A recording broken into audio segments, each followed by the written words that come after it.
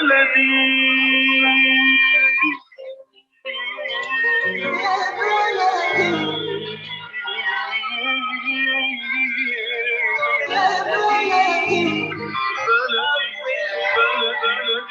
بكل الذين ينضموا للاستماع إلى راديو بلدي أول راديو عربي أمريكي ويعنى بقضايا العرب في المهجر.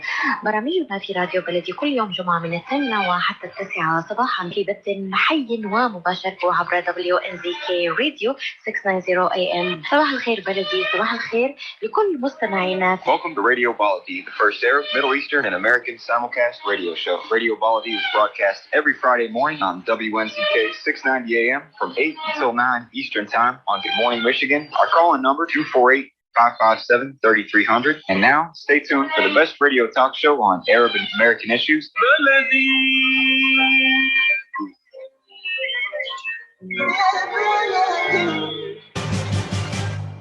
I am Atif Abdel Jawad. Join me the first Friday of each month at 8 a.m. Eastern Time.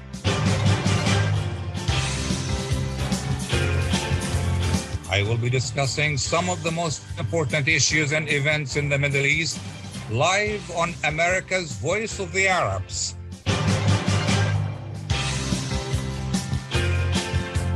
WNZK 690 AM and WDMV 700 AM.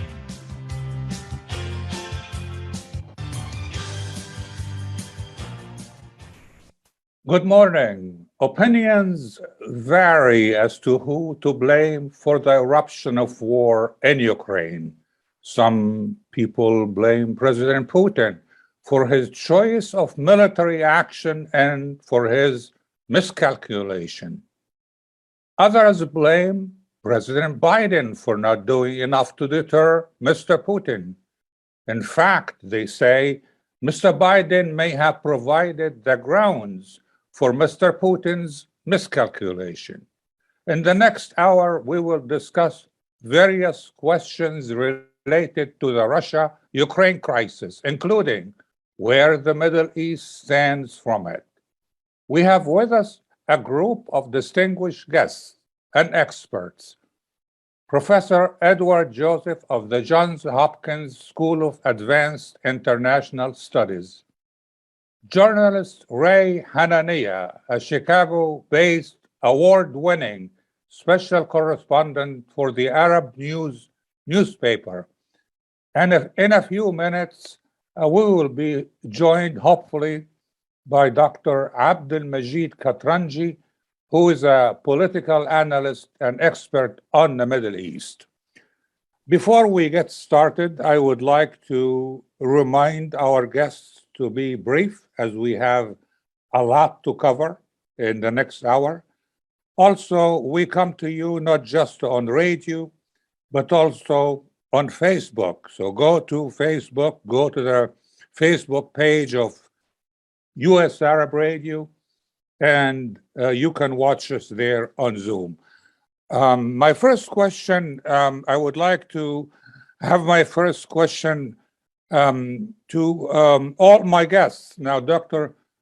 Katranji is not with us, so we'll start with Dr. Professor Edward Joseph, and followed by Mr. Hanania. And the question is, who to blame and why?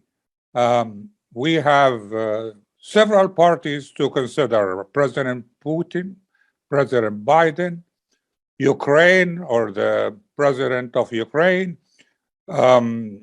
Why Ukraine? Well, maybe for failing to maintain friendly relations with neighboring countries, or maybe some other party. So explain to us, Dr. Joseph, who to blame and why. Thank you so much, Dr. Gawad, and really it's a privilege to be with you, with Mr. Hanania, and hopefully soon Dr. Katranji, and with your listeners. And I can't tell you how pleased I am to be speaking to this audience of interested listeners. So your question is about blame, and that's a quite interesting question, and I will tell you, And I think it's quite an important question, and I hope your listeners, many will agree with me. There's really no question about the blame. This is not one of those issues where we have, oh, it's so complex and, oh, but you have to look at this. And on the other hand, there's very little on the other hand here. And I would say the proof of this, I'll explain why, Dr. Gawad, if you allow me, but the proof of this is not just my word or the word of the United States, President Biden, Secretary of State Blinken, or others, is in the vote in the UN General Assembly earlier this week. And there was simply that resolution, if you read it, is absolutely crystal clear. And it says it deplores the Russian aggression. And it's not one of these resolutions that says, oh, well, on the one hand and on the other hand, and both sides should blah, blah, blah. No, it's a very clear and pointed and correct message of outrage by 141 countries. And Russia, only 5 opposed this. And there were some 35 that abstained. But I will tell you, very few countries did not add their voice to this very clear resolution about who is to blame. And it's Russia. And the reason we can be very clear about that is Ukraine has done nothing to attack Russia or to attack Russian speakers or ethnic Russians in Ukraine. The situation on the ground has been uneasy and unsteady since 2014 when, again, Russia invaded. And this is very important for your listeners to know. That how did all this start? It started in 2014 when Vladimir Putin sent forces in to Crimea, which he stole from Ukraine, and then formally annexed to Russia. Formally annexed, just took it unilaterally, and also sent forces and backed separatists in what is called the Donbass region, the eastern region that borders Russia. And what was the reason? Let's ask this to your listeners. Well, why would he do that in 2014? Wasn't this U.S. at fault because of NATO expansion and promises to Ukraine? Not at all. This was done in 2014 when this violence started by Russia. It was triggered by a desire of Ukrainian citizens to join the EU. It had nothing to do with NATO. And it was not even any kind of imminent membership in the European Union. It was an agreement to have an association like many countries that aspire to join the European Union have. And the pro-Russian president rejected it and then signed an agreement instead with Russia, and the people revolted. And they said, well, we don't want this. And it was in response to that, the fear, the real cause of this, it's the fear of Vladimir Putin, both that Ukraine becomes Western aligned, Western oriented, as its people would like, a free country, free functioning democracy, which would be a terrible example for the type of dictatorial rule that he has in Russia. And also he doesn't like in 2014 that this started and this direction was really consolidated by the movement of Ukrainian citizens themselves. And that's what Vladimir Putin fears the most. He calls these color revolutions, and he considers them a threat to his rule. And so that's why we have this dynamic. If you perceive your security depends on you being able to dictate what your neighbors, how they orient themselves, then yes, there are going to be tensions. And finally, I would add, I don't believe that Joe Biden or his administration have really any blame here. Joe Biden has made it clear that he's not going to send in U.S. troops. He's not going to do that. And they've been very careful and very measured in the way that they have applied sanctions step by step in response to Russian actions, not as provocations.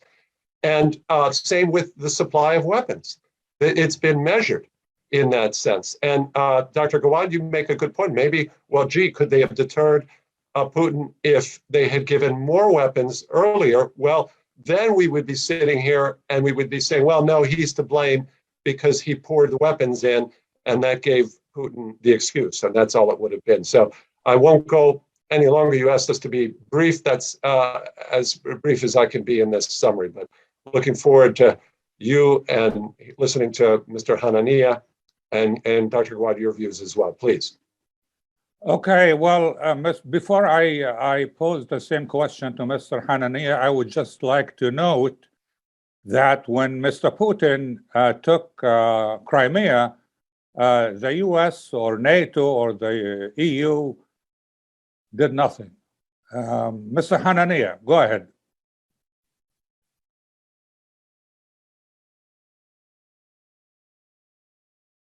Can you hear me? Hey, No, I sorry. can't. No, I can't. Apologize. My attitude basically is that we sent some pretty bad signals from the Biden administration. I think when you want to prevent war, you have to threaten war. And I think when Biden made it clear, which I didn't think he should have, that we would not go to war if Russia invaded the Ukraine, I think that was a signal too, and that we would impose the worst sanctions ever. I think that was a signal to Putin that he could go ahead with the invasion of Ukraine. The consequences would be sanctions, which I think are terrible. But when you look at the reality of sanctions, Iran has been under sanctions for I don't know how many years, and I'm not sure it's had any impact at all. And I think when you deal with tyrants, they're looking for nuance like that. And it reminds me of 1988 with Saddam Hussein and Ambassador Gillespie, the U.S. ambassador to Iraq, when she basically told Saddam Hussein, about Kuwait, that the U.S. doesn't get involved in Middle East issues. And I think, and many people argue, we don't know the mind of, Saddam Hussein was a brutal tyrant too, but he took that as an open view that the U.S. would not take any action if he invaded Kuwait, and he did exactly that. The only difference that really bothers me is that when a tyrant invades an Arab country, we can bring all our soldiers together in our massive armies and we will go to war. But when a tyrant invades a European country, we sit there and we really are very hesitant. And I'm not sure it's because we're afraid of Russia or we don't think it's worth, it'll be easy to fight. We could go into an Arab country and destroy the whole country without any consequences. What would happen if we were to take on Russia? Those are some of the issues I think the community, is talking about. And I think a lot of Americans are asking that very question. Did we give the wrong signal to Putin? Clearly a tyrant, and as demonstrated by what he's done in Ukraine, a war criminal. We haven't been tough enough with him. Taking away his yachts, taking away his money, all these sanctions, I believe, are going to hurt the people of Russia more than they're going to hurt the oligarchs and Putin. And I think we made a critical mistake there. Well, after we come back from a short break, I would like to ask Professor Joseph whether or not we are facing the possibility of a military confrontation, a direct confrontation. The fact that we have about 90,000 US troops in Europe. And also, I would like to note, Mr. Hanania, that when the US gathered a coalition to fight Saddam Hussein and to kick him out of Kuwait, for example, or where Mr. Bush invaded Iraq, he was fighting Iraq, Saddam Hussein, not a nuclear power. So anyway, we will talk about this and more after we come from our break. ArabNews.com, bringing you breaking news from across the Middle East and the latest on Arabs in America. Get inside the latest headlines with expert analysis and insights at ArabNews.com. Join over 5 million Facebook fans and over 10 million monthly readers. ArabNews.com. News that matters to you. Life is a nonprofit charity that's provided humanitarian aid and development to people and communities for over 25 years, regardless of race, color, religion, or cultural background. When disaster occurs here or around the world, Life for Relief and Development rushes in to provide food, medical aid, and shelter to those in need. Please help improve these efforts. Make your tax-deductible donation to Life now at lifeusa.org or call 248-424-7493. Ziyad brand. Quality products from our family to yours. Ziyad Brothers Importing offers the finest quality products, including brands like Sultan, Kraft, Nestle, Hook, Rico Picon, Donna, and many more. Ask your retailer to carry these fine products because you deserve the very best. For more information, visit our website at www.ziyad.com. That's www.ziyad.com. Ziyad, quality products from our family to yours. Are your hands feeling numb? Do you feel pain opening up a jar, turning a key? Are you noticing that your elbow and your shoulder are becoming stiff? Or were you recently injured in your arm? Hello, I'm Dr. Abdelmajid Katranji, and at the Katranji Hand Center, which just recently opened down the street from the Somerset Mall, we can provide you with the latest in hand, wrist, elbow, and shoulder care. Visit us at www.katranjihandcenter.com to learn the latest techniques that we have to offer you, and I look forward to taking care of you. Visit us in Troy at 1565 West Big Beaver Road, Building F, or call Katranji Hand Center for an appointment at 248-869-4263. That's 248-869-4263. I am Atif Abdel Jawad. Join me the first Friday of each month at 8 a.m. Eastern Time.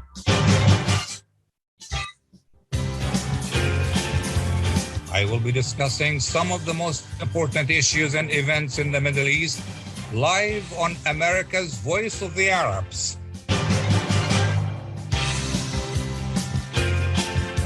WNZK 690 AM and WDMV 700 AM.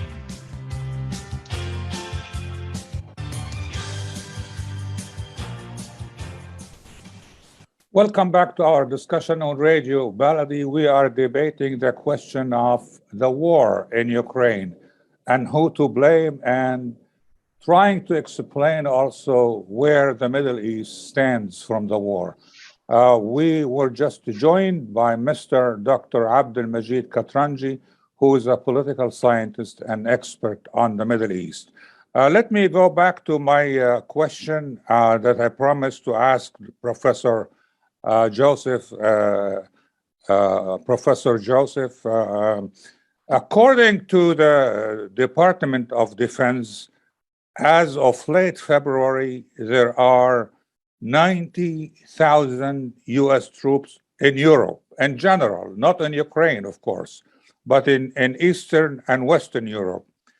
So with that number of troops, are we facing the possibility at one point of a military confrontation if Mr. Putin, for example, decides to expand his campaign?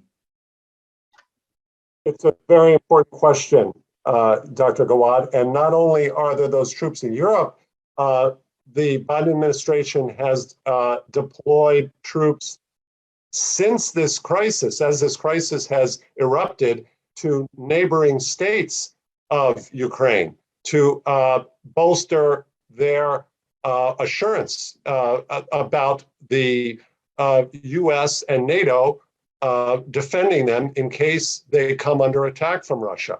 And the Secretary General of NATO has echoed what President Biden has said and made it absolutely categorically clear. This is the phrase that they're using. Not 1 inch of NATO territory would be ceded to Russia. And so if you ask me, Dr. Gawad, my own assessment, I have to trust that Vladimir Putin is still rational enough to not go beyond Ukraine and to accept that the US and its allies, demonstrated by what's already happened with the sanctions and with the worldwide criticism and condemnation of him, with the inclusion. This is the other thing, Dr. Gawad, we haven't mentioned. It isn't just NATO, and it's not just US and its allies.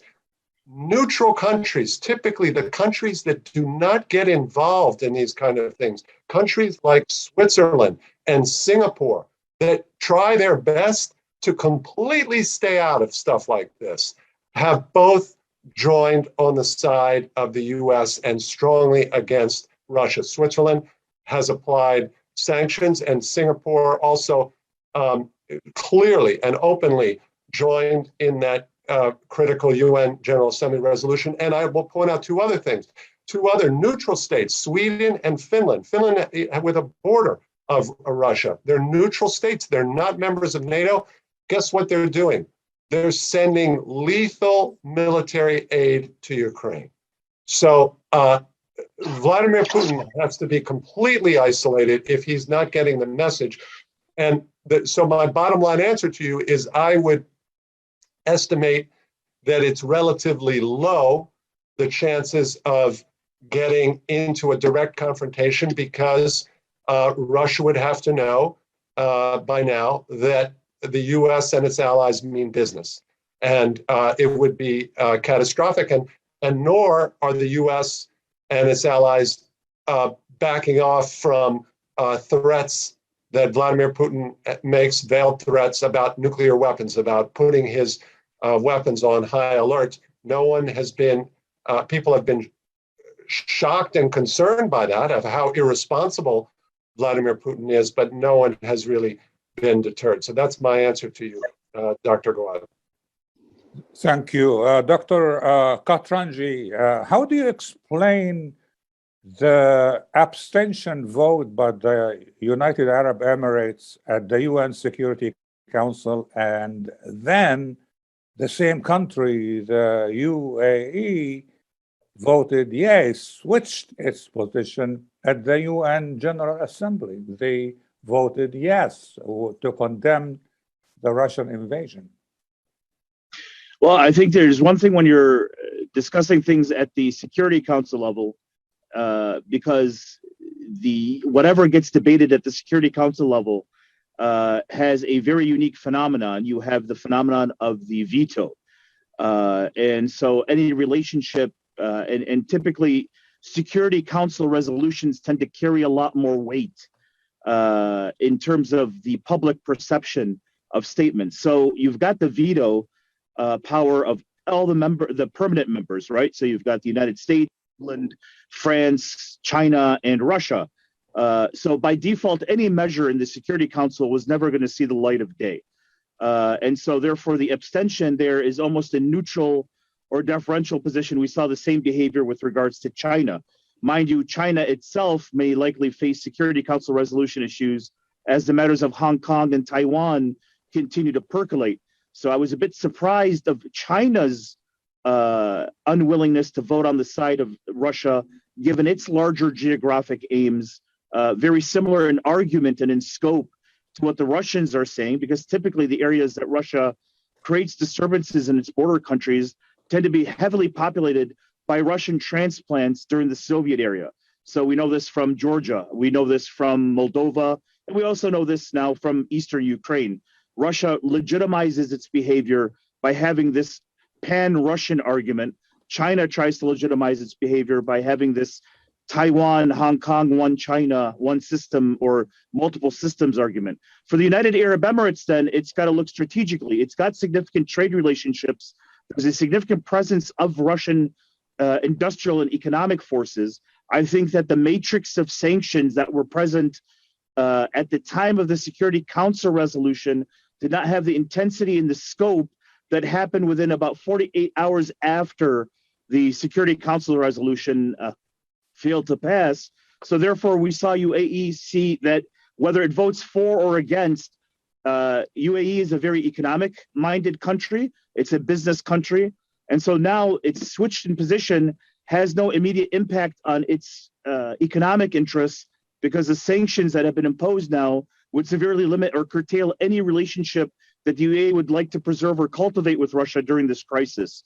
And so therefore, switching over and voting for the resolution on the General Assembly level. But again, if you notice, the media, the news really hasn't discussed the fact that the General Assembly has now condemned Russia for its behavior. Doesn't carry the same weight. So the UAE is very smart and intelligent in terms of preserving its own interests by knowing when to vote yes and when to vote maybe. Mr. Hanania, let's switch to Saudi Arabia. How do you explain the initial silence from Saudi Arabia, even though it ultimately voted yes at the UN General Assembly? And of course, I write for a newspaper in Saudi Arabia, so I want to make sure that that's up front. I would never disguise any personal interest, but I would say that Saudi Arabia's attitude was no different than the majority of countries.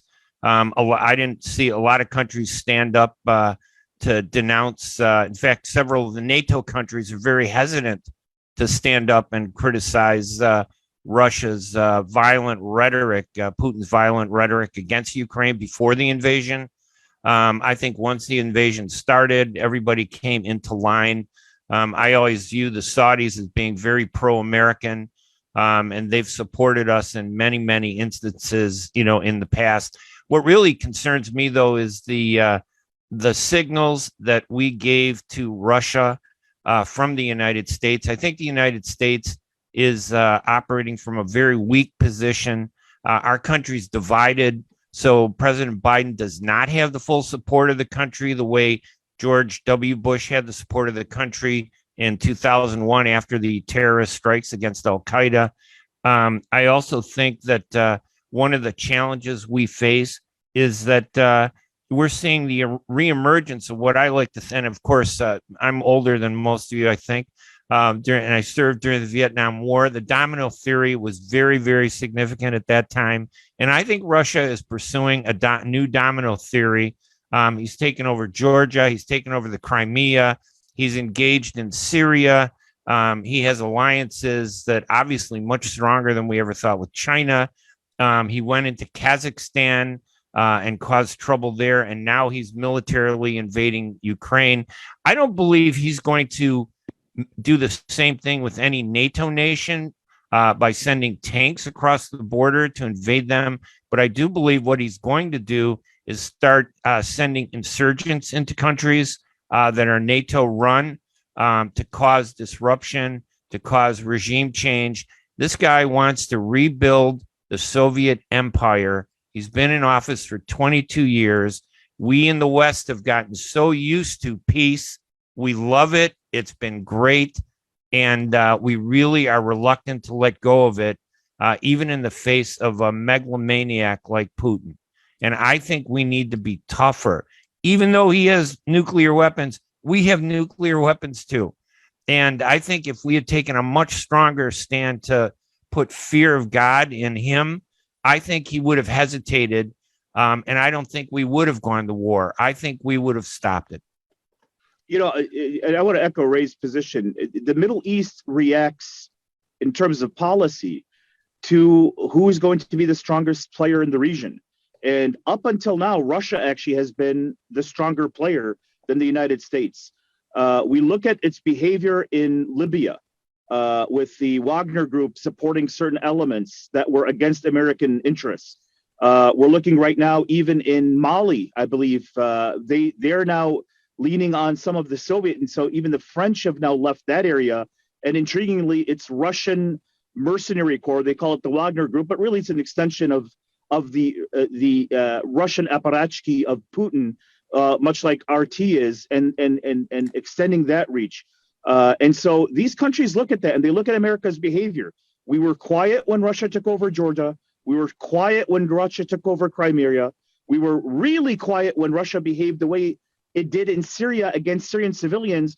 And Russia keeps testing the American waters. It bombed innocents in Aleppo. It bombed hospitals. It bombed churches. It bombed mosques. It bombed schools. We didn't really do much. So Putin realizes that despite the rhetoric that he sees on the media and in the punditry, It's really ultimately final action, the consequence of action that's going to make Putin behave in the way he does. The fact that the United States is still unwilling to sanction petroleum and oil trade with Russia is a clear message to Russia that even the United States is not as fully committed as it preaches it is when it comes to the matter of punishing Russia for its misbehavior in Ukraine. So I agree with Ray that that the underlying messages, despite the public rhetoric, is really telling Russia there's no consequence for its misactions. We are going to take a brief break. Now, when we come back, I would like to ask Professor Joseph, how will the Ukraine conflict shape the political map in Europe when we return? While we've been staying safe at home, scientists have been on a journey. The destination, a COVID-19 vaccine. This journey began decades ago with research into other coronaviruses. Scientists built from there with months of research and development, cooperation with other experts worldwide, and clinical trials on tens of thousands of volunteers of diverse race, age, and health status. They arrived at a safe, effective vaccine, and hundreds of thousands in Michigan have already been vaccinated. But the next step is ours. We need to get the vaccine when we can. Keep wearing masks correctly and taking precautions until we reach our destination, freedom from COVID-19 and getting back to the lives we love. Discover the facts for yourself at michigan.gov/COVID vaccine. A message from the Michigan Department of Health and Human Services. When it comes to reproductive medicine, IVF Michigan Fertility Centers are the recognized leaders. With locations in Bloomfield Hills and 5 other cities in Michigan and Ohio, IVF has experts in all aspects of the field. As a founding member of IVF Michigan Fertility Centers, Dr. Nicholas Shama is one of the leading reproductive endocrinologists in Michigan and Ohio. Dr. Shama has performed over 10,000 IVF cases and has helped thousands of couples fulfill their dreams of parenthood. American board certified in both obstetrics and gynecology and reproductive endocrinology and infertility, Dr. Nicholas Shama is a very caring, compassionate, expert physician that understands not only the medical but also the emotional toil of infertility on his patients. When it's time, get personalized care from Dr. Nicholas Shama at IVF Michigan Fertility Centers in Michigan and Ohio. Call toll-free 855-952-9600, 855-952-9600.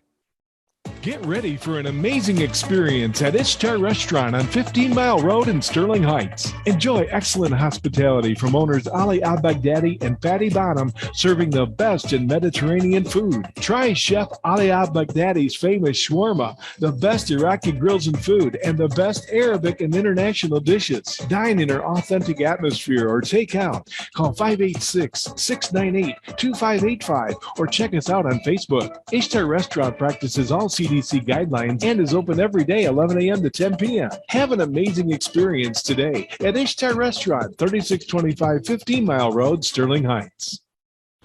At Top Rehab Physical Therapy Clinic in Dearborn, we provide effective physical therapy sessions in order to limit pain and discomfort. Top Rehab provides physical therapy care for any diagnosis prescribed by a physician, and we regularly see and treat conditions such as stroke, TMJ, fibromyalgia, sciatica, joint pain, and more. We use a variety of pain management methods, including modalities, soft tissue mobilization, and therapeutic exercise. If you're in need of physical rehabilitation or physical therapy, get the highest quality health care at Top Rehab. Most insurance is accepted, and we're open Monday, Wednesday, and Friday 8 to 6, Tuesday and Thursday 8 to 5, and Saturday 10 till 2. Call for an appointment today at 313-846-0555. That's 313-846-0555. Choose Top Rehab Physical Therapy Clinic on Michigan Avenue in Dearborn. Life's too short to be in pain. I am Atif Abdel Jawad. Join me the first Friday of each month at 8 a.m. Eastern Time.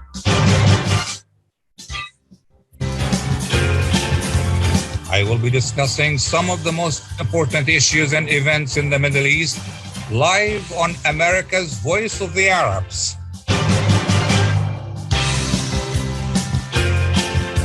WNZK 690 AM and WDMV 700 AM.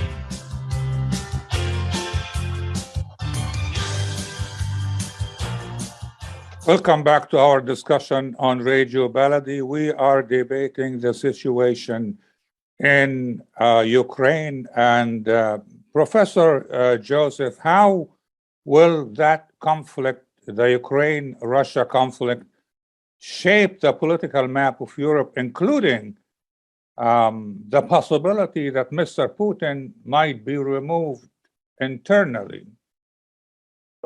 It's a fascinating question, an important one. Dr. Gawad, if you will allow me, let me, encouraged by the comments of Dr. Katranji and Mr. Hanania, let me quickly just touch on the Middle East, and then I'll spin right back to your question about Europe. First of all, I would note that very important UN General Assembly resolution that was passed on Wednesday overwhelmingly from the Middle East, only 3 countries abstained. And 1 opposed, of course, and we know that who that is. That's Syria, which is completely dependent upon Russia. So, of course, Syria was one of the 5 that opposed it. But other than that, you had only 3 abstained, and that was Iran, Iraq, tellingly, okay, and obviously influence of Iran, and Algeria. And there's a wider concern in the Middle East among all countries, Algeria included, about wheat, and there's various other, because they depend on both Russia and Ukraine on wheat, and so there's a legitimate concern in the Middle East about food security. So that's sort of an overarching issue that's shared really pretty much across the region, Egypt included.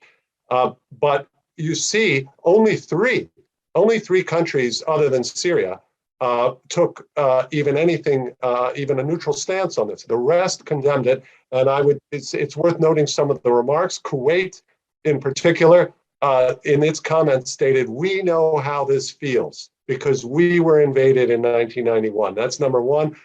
Quickly, Saudi Arabia. Well, one possible explanation here, obviously, they all have relationships with Russia, and the point is well taken. The U.S. has been trying to pivot away, and so and obviously Russia's role in Syria is very important, a central factor. But it's worth noting here for your listeners that in 2018, after it was clear the murder of the journalist Jamal Khashoggi, and as we know now, on the orders of MBS, Mohammed bin Salman in Saudi Arabia, that Vladimir Putin very publicly gave a greeting, a warm greeting to MBS. And though there's speculation, we can't know for sure that this has influenced in some way the Saudi position on this as Vladimir Putin is in trouble. And we know, of course, Vladimir Putin attempted to kill his political opponent, Alexei Navalny. So there's that aspect. Libya was mentioned. Let me just quickly say, Wagner Group, there are reports that the Wagner Group, some elements have been pulled back to Ukraine out of Libya. And I would just remind listeners that it was the United States and its NATO allies that intervened in Libya in 2011 to save Libyans in Benghazi. So we, in a way that we're not doing in Ukraine. That was a direct military intervention to protect, and it was only for that reason, even though it ultimately resulted in the overthrow of the Gaddafi regime. But it was done as a humanitarian gesture to protect Arab lives, to protect Libyan lives. So those, and finally, I would just mention, without really commenting very much, but the key Middle East player, the one that has potentially the biggest role to play, is Turkey, because Turkey has the Black Sea position. It has control of these Turkish straits. It has strong interests in both Ukraine and its relationship with Russia. It has ethnic Turks, the Tatars, who are in Crimea, and that is something Turkey has not recognized. So Turkey is troubled by this, but they also are conflicted with their relationship with Russia. So I just wanted to share that. And Turkey is really worth watching here, how it behaves and the position that President Erdogan takes. on Europe, Dr. Gawad, your question is very well taken. It's already having dramatic impact in Europe. We see countries that are traditionally very close to Russia, so close, even promoters of Russia also supported that. That Serbia has clearly moved with the majority and realized it's not tenable anymore to just stand out and be a lackey for Russia. That is not tenable. That's a signal that Moscow, another one of its isolation on this. Again, we've seen unprecedented in Europe to have Switzerland, to have Sweden, Finland participate in this way in a joint effort to pressure Russia, tremendously significant. And we've seen, of course, that this whole notion that, as President Macron of France had put it, that NATO, as he said, is brain dead, is completely passé now. And everyone realizes that we have faced these same type of security threats that we thought were finished, and NATO and the United States play a crucial role in actively protecting European and really global security. So those are some of the immediate reactions there. It's given new life. Vladimir Putin has only succeeded in, he's so concerned about NATO, he himself has injected new vitality and relevance into and unity in the NATO alliance. So we can thank Vladimir Putin for that step. And then finally, Dr. Gawad, to be brief here, and your question about developments in Russia itself. Of course, this is very hard to know. It's opaque. We can't really know what is happening inside the government and the military, whether there's dissension among military advisors. There's some indications that that exists. There's certainly on the ground evidence that Russia is incompetent, not just reckless, but incompetent, and that its soldiers were getting lost, running out of fuel, that how badly planned and how badly Vladimir Putin miscalculated the inspiring resistance of the Ukrainian people. And it's the people, their leader, President Zelensky, and the people themselves that are taking up arms and defending their country. And this is something Vladimir Putin clearly didn't anticipate. And the tactics he uses will only further isolate him. And potentially, Dr. Gawad, your question is a great one, because those tactics he could get away with in Syria, because that's far, and those are people that they don't consider kindred, unfortunately. And what Dr. Katranji and Mr. Hanania were saying was absolutely correct. This indiscriminate bombing in Syria of Syrian civilians, hitting hospitals, even a UN humanitarian convoy directly targeted by Russia. So those tactics will have a different type of resonance within Russia. Of course, he controls most of the media, the remaining limited space of the media they've clamped down upon. So it's a question of how much Russian citizens will actually know, which is why we talk about the impact of sanctions and inflation potentially, and the impact on the oligarchs, which is why those sanctions to take away some of their privileges directly, as President Biden has said that they would, those are very significant. But you're really hitting on the ultimate question, Dr. Gawad, is would there be a mobilization within the Russian power centers themselves to take him out, have a coup? And that's obviously the odds are generally against that, but it cannot be excluded. Your question cannot be excluded, especially if the Russian forces directed by President Putin escalate in this way, in an Aleppo type way of just, and a way they did in Chechnya and Grozny, of just devastating, as they're doing in the south of Ukraine, and just shelling buildings and destroying and wreaking destruction upon Ukraine. will the Russian army and the security and intelligence apparatus simply go along with this? And that's something, of course, we just can't know. We have to hope, and we do see, Fun, and let me say this, we do see signs of dissension, and we do see prominent Russians speaking out against this. A former foreign minister, Kozyrev, strongly criticized this, and some others. So there are indications that the Russian people, and probably a good part of the security apparatus, are not with President Putin on this, but what they will actually do about it is something else. I agree with you from the perspective that historically that's the purpose of sanctions. The goal of sanctions, the argument for it, rather than direct military intervention, is to create an internal political environment disruptive enough such that they can elicit political change within the power structure. And I would tell you, before the advent of the internet, that would be a very valid argument to have. The fact of the matter is, technology has exceeded the ability of economic sanctions to function. The best example is cryptocurrency.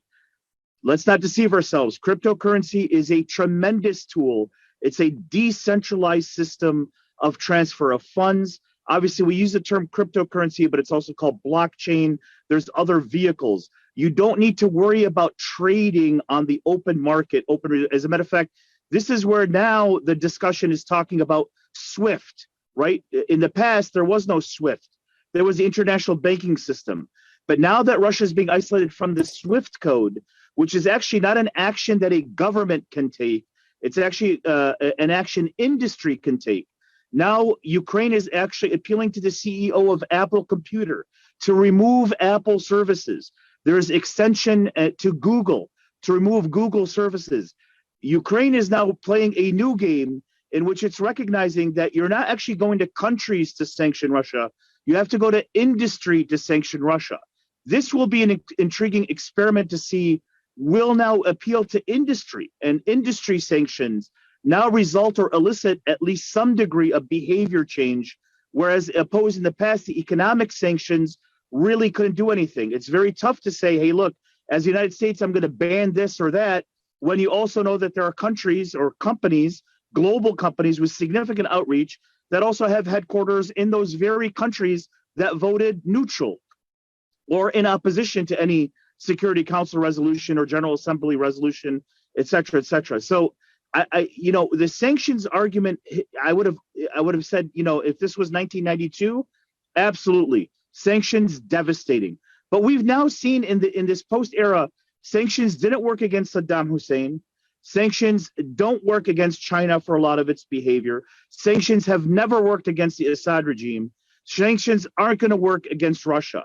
Sanctions didn't work against Venezuela. I mean, the list goes on and on and on in terms of bad players, bad actors, or misbehavior, almost laughing in face of sanctions. I think that Russia understands one thing. What is the immediate consequence to Russia's power structure and military structure based on its behavior in Ukraine? And so far, there is no immediate impact. Yes, you're right. The tanks are running out of fuel, but that's strategic misalignment. But Russia has the capacity of delivering fuel to its tanks. Russia still has the capacity of relying on companies through many intermediaries to exchange and perform trade. I mean, look what we've done with North Korea. We've sanctioned the heck out of North Korea, yet somehow they still manage to develop not necessarily a nuclear bomb, but something that can be quite threatening to international security. I don't think that the argument of Russia's behavior in Ukraine, I think Russia's behavior in Ukraine is a simple fact of creep. It looked, I did this in Georgia, what's going to happen? I did this in Chechnya, what's going to happen? I did this in Syria, what's going to happen? And I think other countries are now beginning to follow that example. Do little small actions that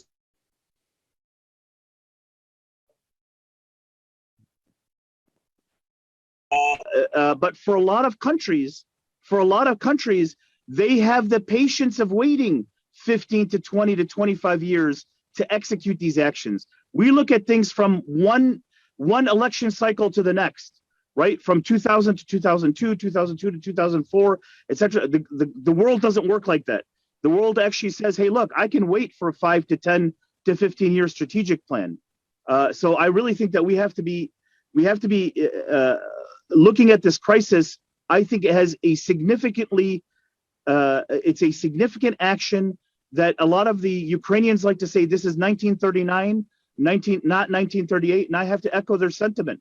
A lot of countries are looking at this behavior, seeing what's happening to Russia, and saying, hey, is this a model we can follow for our larger political aims? When we come back from our break, I will ask Mr. Hanania the same question, but about the Middle East political map, how it will be affected when we return. Enjoy the first Syrian-style cuisine in Michigan. At Damas Cuisine and Catering, you'll find a wide selection of Syrian foods and sweets in our menu, like frike, hoisin, grape leaves with steak, mashawi platter, hot mahashi, char-grilled kebab, shawarma, and much more. Get super fast delivery from Damas Cuisine and Catering right to your door. Order online at damascuisine.com/menu and track your order live. Damas Cuisine and Catering, 28841 Orchard Lake Road in Farmington Hills. Call 248-987-4985. Are you going to start a restaurant or grocery store soon? Do you need floor plans and designs? Call Naji Abood at 734-744-9796. Do you want to buy kitchen and restaurant equipment at discount prices? Call Naji Abood now, 734-744-9796.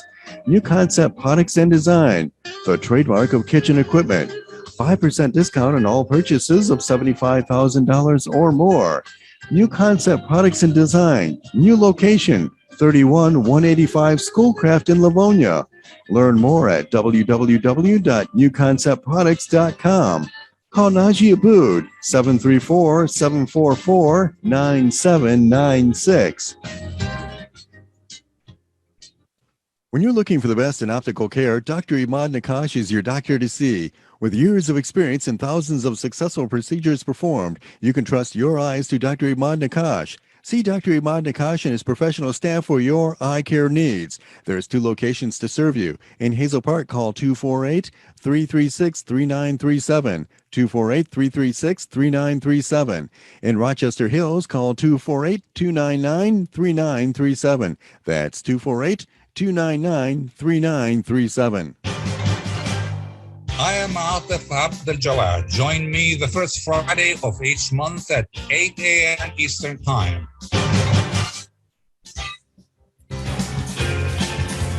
I will be discussing some of the most important issues and events in the Middle East live on America's Voice of the Arabs.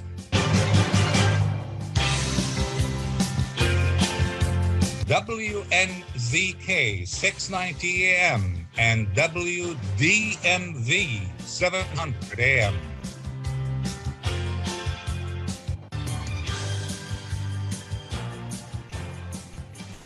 Welcome back to our discussion on Radio Baladi. We are discussing the crisis in Ukraine, and I would like to ask Mr. Hanania now the same question, but as it applies to the Middle East, especially the Eastern Mediterranean, which is not far away from the conflict zone. How the political map of that region might be affected by the conflict? My bigger concern is that how nations are reacting to this invasion. Everybody seems to be a little hesitant. I think, again, I won't speak long because I know that we only have a few minutes left, but I think that we've had weak leadership, and I don't think it would be any stronger if Trump were in power. I think this country is divided. We present a weak front, and what really concerns me is the number of African countries that voted to abstain rather than supporting us, and it makes me wonder what's happening with them. The one thing about a conflict like that, this is that it pulls the veil away from everything, and you can see what the reality is. And the reality is that it's either China or Russia really making headway in Africa, and we haven't been taking notice. And it also exposed how weak the NATO alliance was in the beginning. They did come together once it became clear that their countries were not going to be threatened or they would not be going to war. But it did expose how much more work we need to do to bring NATO, to strengthen it, to make a commitment to it, and really find out why those African countries did not support us. I think that's an area. The Middle East, I think we've been in turmoil for so many decades that we're used to going back and forth. And I think that they all have their own interests at heart and are going to do everything they can to protect their own people. Professor Joseph, now we have about 3 minutes left. But Mr. Putin says Ukraine must remain a geographic buffer. However, as we know, Alaska is only 55 miles away from the eastern coast of Russia. So the idea of the geographic buffer as a protective element in national security, does it work?